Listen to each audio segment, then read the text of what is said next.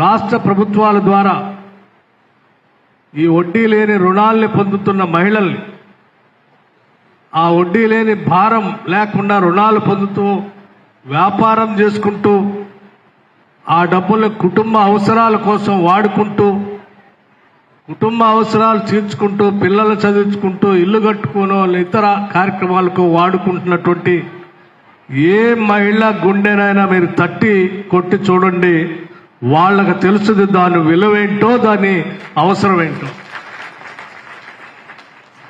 ఎందుకనంటే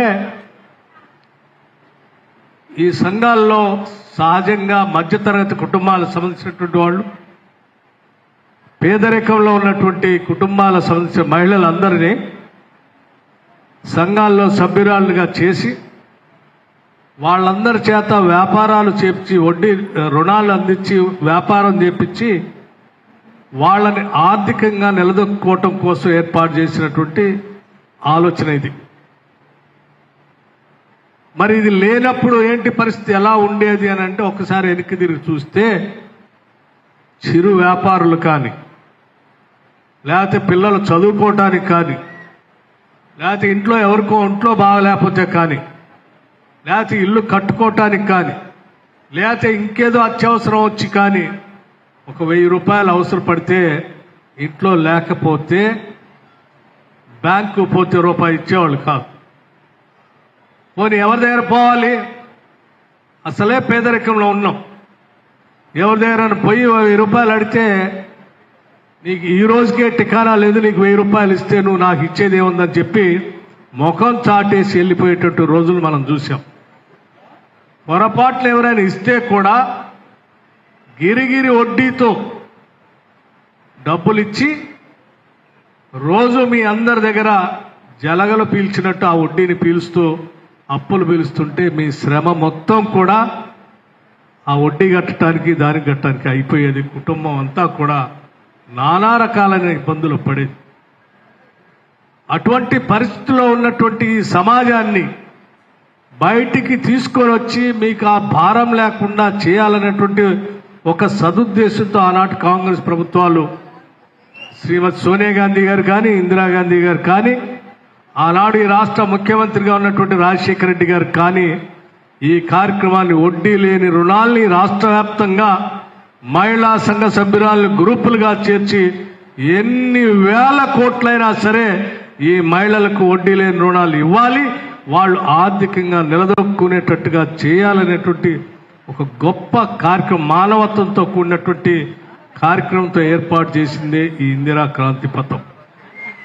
అటువంటి ఇందిరా క్రాంతి పథాన్ని ఆనాటి ఉమ్మడి రాష్ట్రంలో కాంగ్రెస్ ప్రభుత్వాలు పెద్ద ఎత్తున వడ్డీ లేని రుణాలు ఇవ్వటం వల్లే గతంలో ఏ వడ్డీ వ్యాపారస్తుడి దగ్గరకు మీరు పోయి 10 రూపాయలు లేకపోతే 1000 రూపాయలు అడిగిన పరిస్థితుల్లో మీకు గిరిగిరి వడ్డీ వేసి లేకపోతే ముఖం చాటేసిన పెద్దలే సెల్ఫ్ హెల్ప్ గ్రూప్స్ మీరు ఏర్పాటు చేసుకున్న తర్వాత మీరు పోగేసుకున్నటువంటి డబ్బులతో మీరు వ్యాపారం చేసుకోవడం కాదు, అటువంటి పెద్దలే వచ్చి మీ దగ్గర అప్పు తీసుకునేంత పరిస్థితికి ఈ పథకం ద్వారా వచ్చింది. మీకు ఇవాళ ఎవరి దగ్గర తల దించుకునే పరిస్థితి లేదు. మీకు సంఘంలో సభ్యులుగా చేరి మీ అవసరాల కోసం నేను ఎవరి దగ్గర తల దించను, ఆత్మగౌరవంతో బతుకుతూ నా కుటుంబాన్ని బతికించుకోవటం కోసం కావలసిన విధంగా బ్యాంకులతో నేరుగా మాట్లాడి అతి తక్కువ వడ్డీకి ఇప్పించడం కాదు,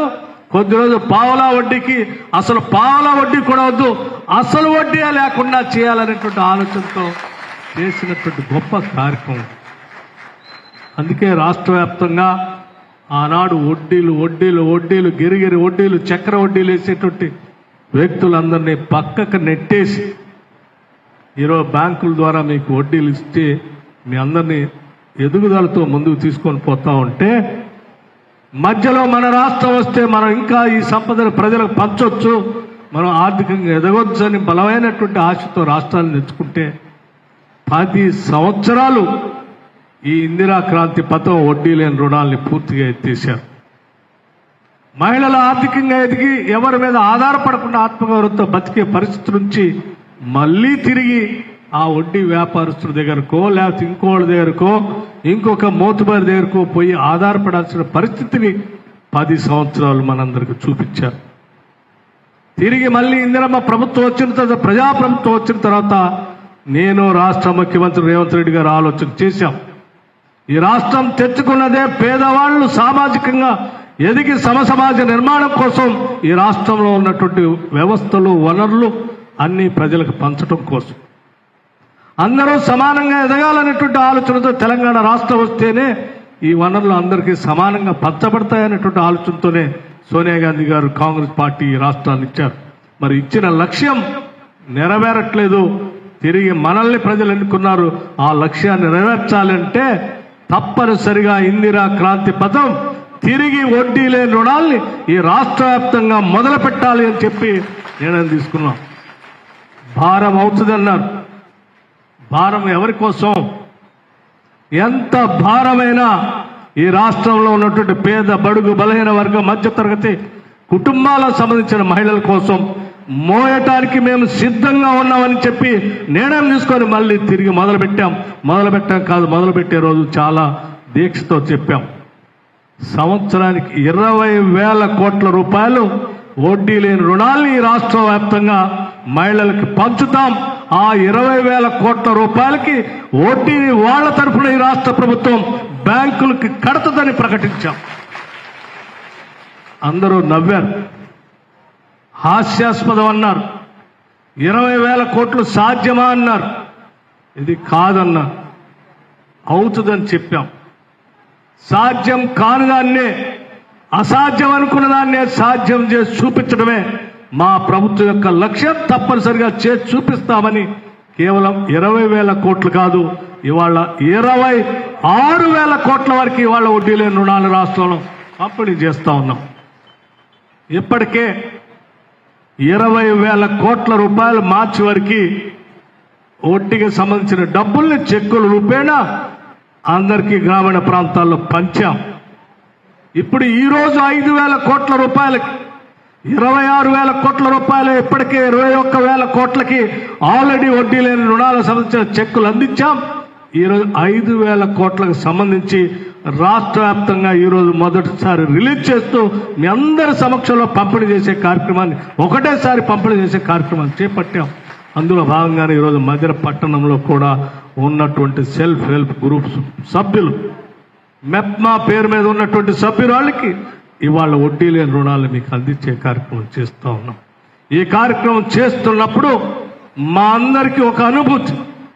ఈరోజు మా తల్లులకో, చెల్లెళ్ళకో, పేదవాళ్ళకో, మధ్యతరగతి కుటుంబాలకో మా చేతనైనంత చేయగలుగుతున్నాం. వాళ్ళ ఆత్మధైర్యంతో తల ఎత్తుకొని బతికే పరిస్థితిని ఈరోజు మేము తీసుకురాగలుగుతున్నాం. ఇది చాలు మా జీవితానికి.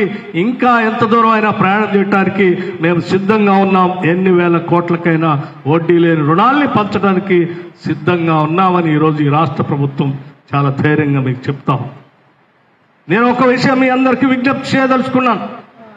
ఏ ఉన్నతమైన ఆశయంతో దీన్ని మొదలుపెట్టి మీకు వడ్డీ లేని రుణాలు ఇస్తున్నామో అందుకున్నటువంటి ప్రతి మహిళ ఆలోచన చేయండి. కేవలం వడ్డీ లేని రుణం తీసుకోవటం కాదు మన లక్ష్యం. తీసుకున్న రుణంతో వ్యాపారం చేయాలి, వ్యాపారంతో లాభాలు ఆర్జించాలి. ఆ లాభాలతో తిరిగి పెట్టుబడి పెట్టాలి, తిరిగి వ్యాపారాలు సాధించాలి.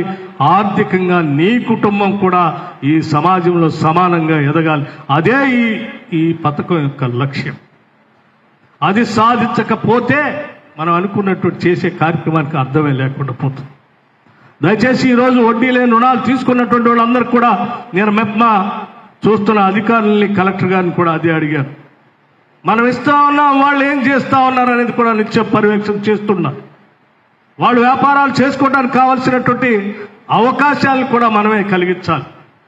ఎందుకంటే వాళ్ళు నిన్నటిదాకా ఇంట్లో నుంచి బయటికి రానటువంటి మహిళలు ఇప్పటికిప్పుడే వాళ్ళ చేతిలో డబ్బు పెట్టి వ్యాపారం చేసుకోండి అంటే వాళ్ళు ఏం చేసుకోవాలో తెలుసుకోలేనటువంటి పరిస్థితిలో ఉన్నటువంటి, సామాజిక పరిస్థితిలో ఉన్నటువంటి వాళ్ళు అందుకోసం ఇచ్చిన డబ్బుతో ఏ వ్యాపారం చేసుకోవచ్చు, ఏ వ్యాపారం చేసుకుంటే లాభాలు ఆర్జించవచ్చు. ఆ చేసే వ్యాపారానికి మార్కెటింగ్ ఎక్కడుంది, ఆ కొనుగోలు కేంద్రాలు అవసరమైతే వాళ్ళు చేస్తున్న వ్యాపారానికి సంబంధించిన ఉత్పత్తి చేస్తున్న వస్తువులు కూడా ప్రభుత్వాలు ఏ రకంగా కొనుగోలు చేయడానికి అవకాశం ఉందనేటువంటి వ్యవస్థలు కూడా వాళ్ళకు అర్థమయ్యేటట్టు చెప్పి ఒక్కొక్కళ్ళకు అవసరమైతే ఒక్కొక్క ప్రాజెక్ట్ రిపోర్ట్ లాగా తయారు చేసి కూడా వాళ్ళకి ఇచ్చి ఆ రకంగా ట్రైనింగ్ చేయగలిగినప్పుడే మనం ఇచ్చినటువంటి వడ్డీ లేని రుణాలతో వాళ్ళు వ్యాపారాలు చేసుకోగలరు. దానికి సంబంధించిన సకల మొత్తం వ్యవస్థని కాగితాల రూపేణా తయారు చేసి మీ అందరికీ ఇవ్వవలసిందిగా కూడా నేను అధికారులకు స్పష్టంగా రాష్ట్ర స్థాయిలో చెప్పాను, ఈ జిల్లా స్థాయిలో చెప్పాను, ఈరోజు పట్టణ స్థాయిలో కూడా చెప్తా ఉన్నాను. మాకు కొన్ని కళలు ఉన్నాయి, నిజమే. తప్పనిసరిగా మహిళలు చేత చిన్న చిన్న కుటీర పరిశ్రమలు పెట్టించాలి, కాటేజ్ ఇండస్ట్రీస్ పెట్టించాలి, ఉత్పత్తులు పెరగాలి. ఉత్పత్తి రంగంలో మహిళల ప్రముఖమైనటువంటి పాత్ర ఇంటి నుంచే మొదలు కావాలి. అలా మొదలయ్యే కార్యక్రమాలు అనేకం ఈరోజు మనం ట్రైనింగ్ ఇవ్వచ్చు. ట్రైనింగ్ అవసరమైతే ట్రైనింగ్ సెంటర్స్ని ఈ మధిర పట్టణంలో ఏర్పాటు చేయడానికి కావలసినటువంటి వ్యవస్థను కూడా ఏర్పాటు చేయవలసిందిగా నేను అధికారులకి ఇప్పుడే స్పష్టంగా చెప్పాను. ఒకవేళ అవసరం అనుకుంటే నాకుగా నేను కూడా ఎన్జిఓ సంస్థలతో కూడా మాట్లాడి నగరంలో ఉన్నటువంటి పట్టణంలో ఉన్నటువంటి మధిర పట్టణంలో ఉన్న మహిళల కోసం రకరకాలైనటువంటి ట్రైనింగ్ ఇవ్వటానికి, ప్రాజెక్ట్ రిపోర్ట్లు తయారు చేయడానికి ఈ మధిర పట్టణంలో వ్యవస్థని ఏర్పాటు చేస్తానని కూడా ఈ సందర్భంగా మీ అందరికీ మనవి చేస్తా ఉన్నాను. వెంటనే కుట్టు మిషన్లకు సంబంధించి పెద్ద ఎత్తున ట్రైనింగ్ ఇవ్వాల్సినటువంటి అవసరం. మామూలు కుట్టు మిషన్లు కాదు, ఈరోజు మాస్ ప్రొడక్షన్ తీసుకొచ్చేటువంటి కుట్టు మిషన్లు వచ్చాయి. ఆ కుట్టు మిషన్లు ఒక్కొక్క వ్యక్తికి ఇవ్వడానికి అవకాశం ఉండకపోవచ్చు. ఒక ట్రైనింగ్ సెంటర్లో ఏర్పాటు చేసి మీ అందరికీ ట్రైనింగ్ ఇప్పించి మీరు నిష్ణాతులైన తర్వాత మీకే లోన్లు ఇప్పిస్తే మాస్ ప్రొడక్షన్లో మీరే స్టిచ్చింగ్ చేసి అనేక వ్యవస్థలకి, సంస్థలకి ఇవ్వచ్చు. అనేక బ్రాండెడ్ కంపెనీస్కి సంబంధించినటువంటి ఆర్డర్స్ తెచ్చుకుంటే వాళ్ళకే మనం కుట్టించి వాళ్ళకి పంపిణీ చేస్తే వాళ్లే మార్కెటింగ్ చేసుకోగలరు. అటువంటి రకరకాలైనటువంటి వ్యవస్థలు వాళ్ళ సబ్బులు తయారు చేసుకోవచ్చు. లేకపోతే ఇతరత్ర అనేక కాటేజ్ ఇండస్ట్రీస్ తయారు చేసి వాటన్నిటికీ ట్రైనింగ్ సెంటర్స్ ఏర్పాటు చేయటమే కాకుండా ట్రైనింగ్ పొందినటువంటి వాళ్ళు చిన్న చిన్న పరిశ్రమలు పెట్టుకోవటానికి small and micro industrial parks only for women, మహిళల కోసం ఒక ప్రత్యేకంగా ఒక బ్లాక్ ఏర్పాటు చేసి మీరు పెట్టుకున్నటువంటి పరిశ్రమలకి స్మాల్ అండ్ మైక్రో ఫార్మ్ చేసుకునేటువంటి పరిశ్రమలకు కావాల్సిన ప్లాట్స్ తయారు చేసి ప్రభుత్వ పరంగా మీకు అలాట్ చేసి దాంట్లో మీకు రుణాలు ఇప్పించి మీతో పరిశ్రమ పెట్టించి పెట్టినటువంటి ఉత్పత్తి చేసే వస్తువులకి మార్కెటింగ్ కూడా చూపించి అంతిమంగా మిమ్మల్ని పెద్ద పెద్ద పారిశ్రామికవేత్తలుగా చేసేటువంటి కార్యక్రమాన్ని మధిర పట్టణం నుంచి మొదలు పెడతాం. ఇది రాష్ట్ర వ్యాప్తంగా చేస్తాం. అందుకే ఈరోజు రాష్ట్ర ప్రభుత్వంలో అవకాశాలు అందుబాటులోనే అనేక అంశాలు. ఉదాహరణకి ఈరోజు సోలార్ పవర్ ప్రాజెక్టు సంబంధించి రాష్ట్రంలో ఉన్నటువంటి పెద్ద పెద్ద బడా పారిశ్రామికవేత్తలు వచ్చి సోలార్ పెడతామంటే ముందుగా మేము మహిళలకు ఇస్తాం. మహిళా సంఘ సభ్యురాలు ఎవరైనా సోలార్ పెట్టడానికి అవకాశం ఉంటే ప్రభుత్వంతో టైఅప్ చేర్చి వాళ్ళు ఉత్పత్తి చేసే కరెంటుని మేమే కొనుగోలు చేస్తాం. అంటే మీకు లోన్ మేమే ఇస్తాం, పరిశ్రమ మేమే పెట్టిస్తాం, ఆ పెట్టడానికి కావాల్సిన ట్రైనింగ్ మేమే ఇస్తాం, దానికి కావాల్సిన రుణం ఇప్పిస్తాం, ఆ తర్వాత ఉత్పత్తి అనే దాన్ని ప్రభుత్వమే కొనుగోలు చేస్తే మీకు ఆ లాభం మీకు కట్టాల్సిన బ్యాంకు లోన్ వాళ్ళకి.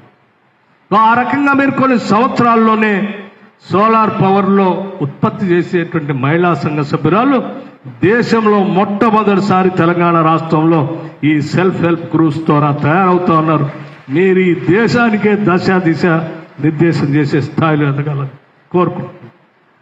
ప్రభుత్వ పరంగా ఎక్కడ అవకాశాలున్నా ప్రభుత్వ శాఖల్లో ఉన్న క్యాంటీన్స్ అన్ని ఇందిరా మహిళా శక్తి పేరు మీద మీకే ఇస్తా ఉన్నాం.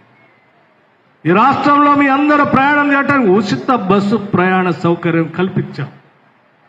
ఉచిత బస్సు ప్రయాణ సౌకర్యం అన్నప్పుడు నవ్వారు. ఇది ఆషామాషిగా ఆలోచన చేసి ఇచ్చింది కాదు. ఉచిత బస్సు ప్రయాణంతో మహిళలకి ఎక్స్పోజర్ కూడా వస్తుంది.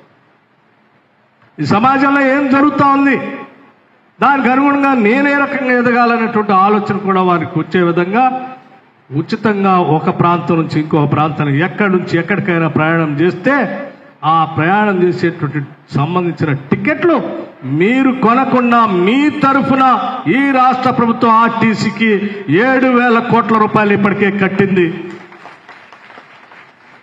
ఆ 7,000 కోట్ల రూపాయల ద్వారా ఆదా అయినటువంటి మీ ఆదా మీ ఆలోచనలో మీ పెట్టుబడికి ఉపయోగపడతాయి.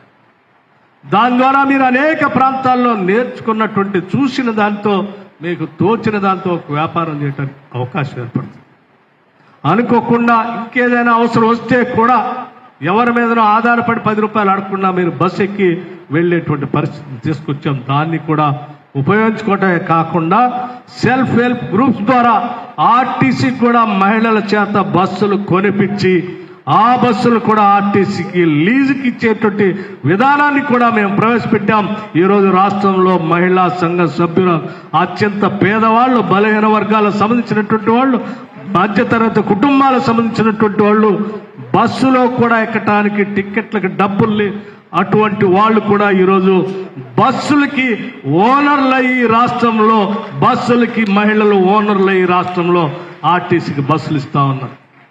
అది రాష్ట్రంలో ఇందిరా క్రాంతి పథకం ద్వారా తీసుకొచ్చిన విధానం.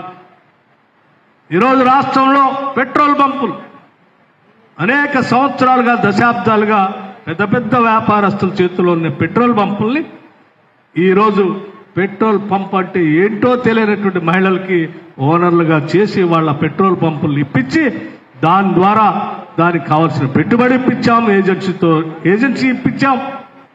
దాని ద్వారా లాభాలు ఆర్జించే విధంగా రాష్ట్రంలో ఇందిరా క్రాంతి మహిళలు దేశంలోనే వాళ్ళ పెట్రోల్ పంపులకి ఓనర్లు అయ్యేటువంటి పరిస్థితి ఈరోజు ఈ రాష్ట్రంలో తీసుకొచ్చాం.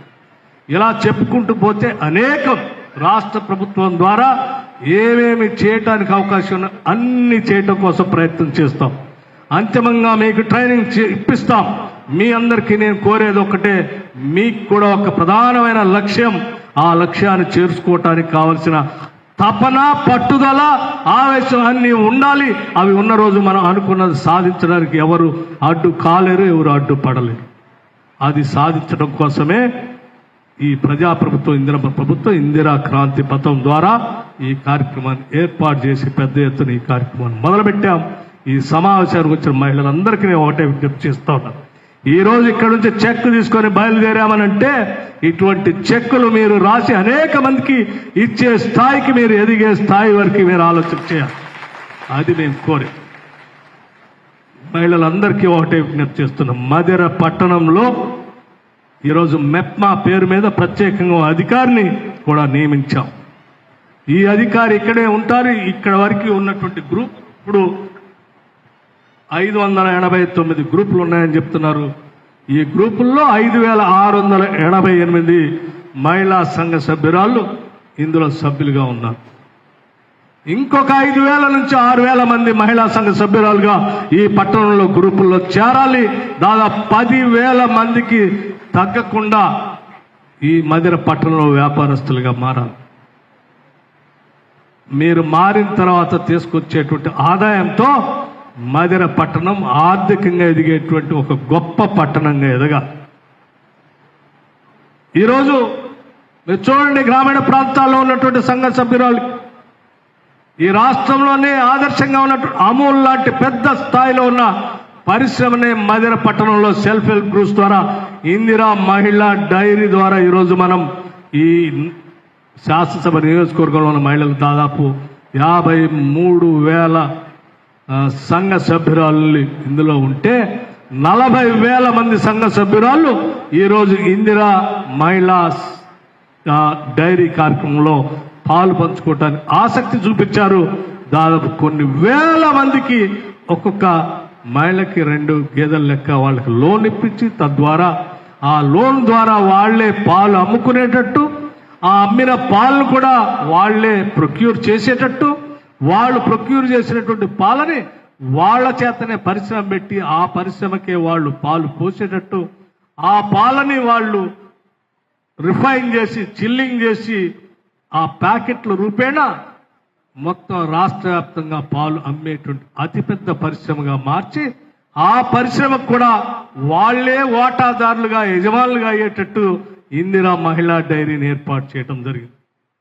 రేపొద్దున ఈ ఇందిరా మహిళా డైరీ ఆధ్వర్యంలో ఈ రాష్ట్రంలోని అతిపెద్ద మహిళా డైరీగా ఈరోజు రాష్ట్రంలో ఒక ఆదర్శవంతమైనటువంటి డైరీగా ఎదగబోతా ఉంది.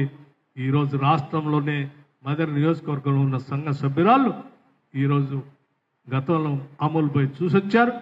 ఇవాళ దాన్ని ఏర్పాటు చేసే కార్యక్రమంలో చకచక అడుగులు ముందుకు పడతా ఉన్నాయి. వాళ్ళ కళ నిజం కాబోతా ఉంది.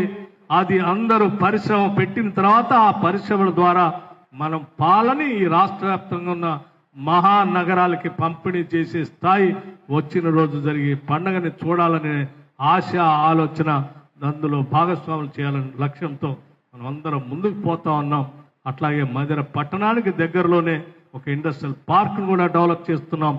ఆ ఇండస్ట్రియల్ పార్కులో ప్రత్యేకంగా మహిళల కోసం మైక్రో ఇండస్ట్రియల్ ప్లాట్స్ ఏర్పాటు చేసి మీ అందరి చేత కూడా అక్కడ పరిశ్రమలు పెట్టిస్తాం.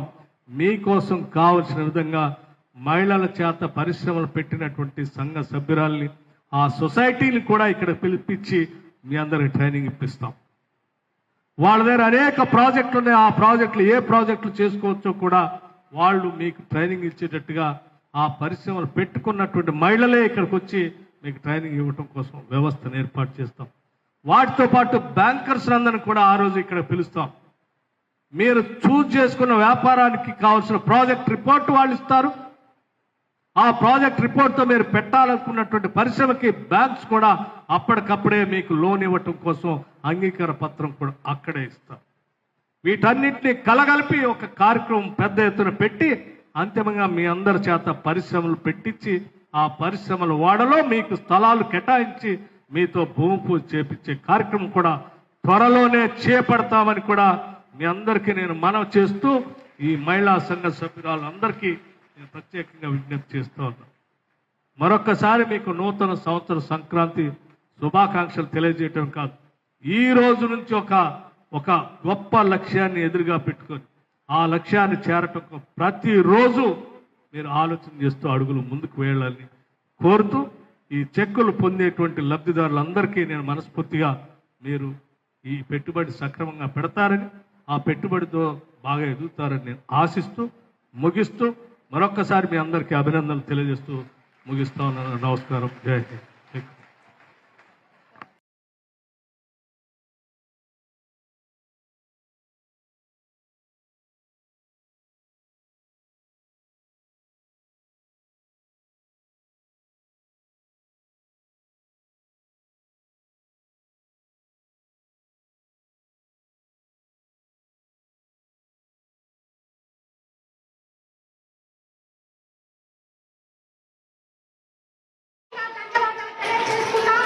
ఇప్పుడు మట్టిలో విత్తనాల చెక్కును మన ఉప ముఖ్యమంత్రి గారు మరియు శ్రీ మల్లు బట్టి విక్రమార్క గారిచే మన మహిళా సంఘ సభ్యులు అందుకోబోతున్నారు.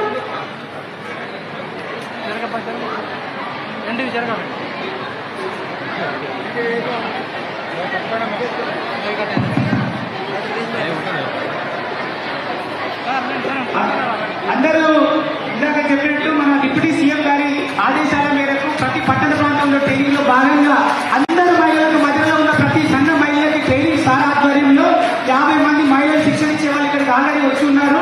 మీ అందరికి పరిచయం అయ్యారు. కాబట్టి ఈ వారం రోజుల పాటు మన మధ్య పట్టణంలోని ప్రతి ఎస్ఎస్జీ సభ్యురానికి ట్రైనింగ్ జరగబోతుంది. మీ వాటిలలో ఆ ట్రైనింగ్ ఉంటుంది. అందరూ కూడా హాజరై దాన్ని విజయవంతం చేయాల్సిందిగా కోరుతా ఉన్నాం. Okay sir, okay. 1,86,86,20,20 రూపాయలు చెక్కులు ఈరోజు ఇచ్చాం. రేపు ఉదయం నగర పట్టణంలో సెల్ఫ్ హెల్ప్ గ్రూప్స్ కాకుండా మిగతా మహిళలందరూ కూడా ఇందిరమ్మ చీరల పంపిణీ కార్యక్రమం కూడా ఏ డివిజన్లో ఆ డివిజన్లో ఉంటుంది. దయచేసి మహిళలందరూ కూడా ఇన్ఫర్మేషన్ ఇవ్వండి, వాళ్ళు కూడా చేస్తారు.